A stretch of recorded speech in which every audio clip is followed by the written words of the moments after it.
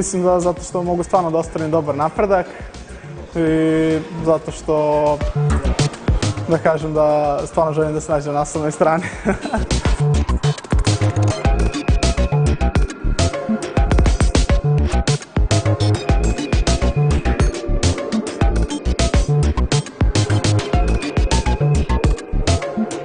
Ima ih svakakvih, da budem iskren. Neki imaju dosta potencijala, neki ne znam ni zašto su došli, ali dobro, sve to svako ima pravo da se prijavi, tako da vidjet ćemo. Ali uglavnom ima jako dobrih kandidata, možda čak i više nego što ćemo ih trenirati, ali tako da mislim da će biti okej.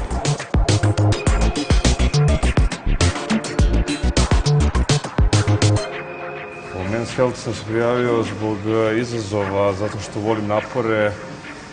Htio bih lepo da izgledam, da se zategnem, da istupim par kilograma i tako. Da li misliš da si spreman? Nadam se da jesam.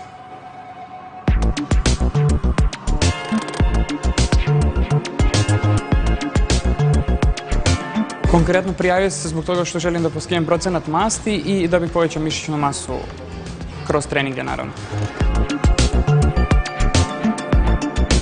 Dovoljna mi je motivacija to što se takmičim sa drugim takmičarima i što mogu da pobedim u Men's Healthu.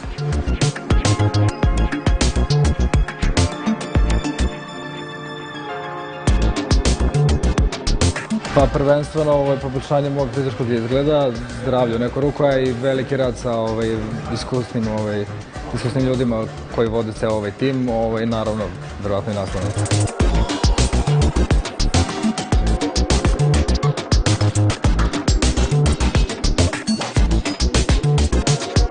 Uglavnom neki testovi gde se radi neka izdržljivost u snazi, njihova eksplozivnost i recimo uslovno rečeno njihova fizička snaga, znači koliko mogu sa svojim telom da urade i šta mogu da urade.